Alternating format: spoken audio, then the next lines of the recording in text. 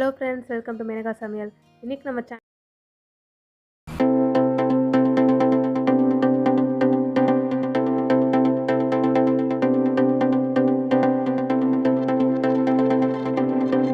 சாம்பார் செய்கிறது. நான் தோரப்பருப்பு இப்போ வந்து அவிச்சுக்கிறேன்.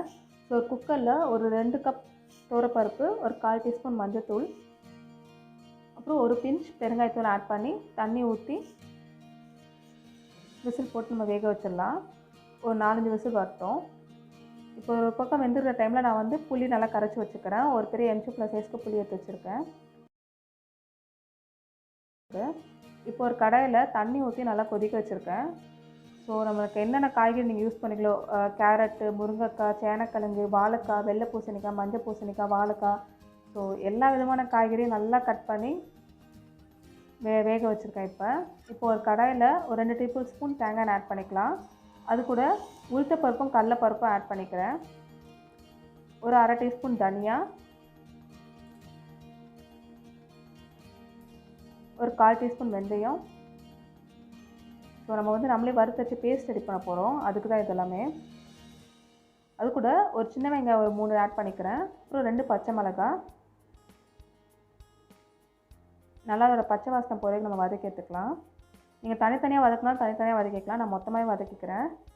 இது கூட ஒரு 1/2 மூடி தேங்காய் வந்து நான் வந்து துருவின தேங்காய் கட் பண்ணி வச்சுருக்கேன்.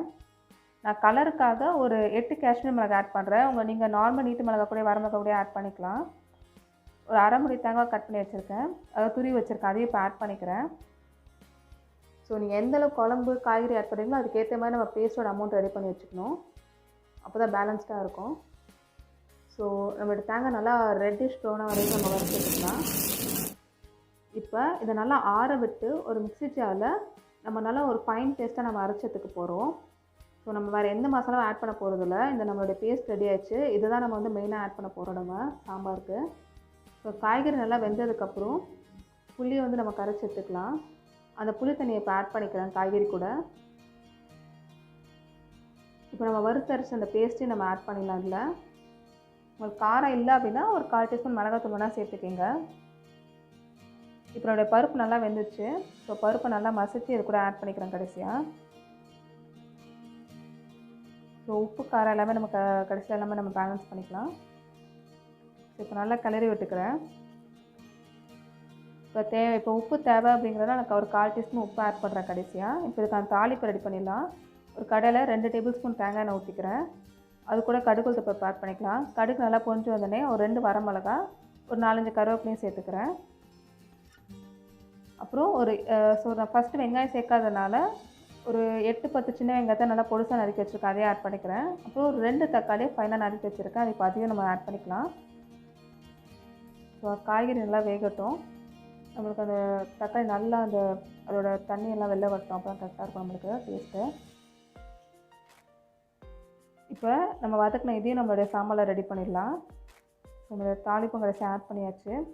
நல்லா சுட சுட சூப்பரான சாம்பார் சூப்பராக ரெடி ஆயிடுச்சு.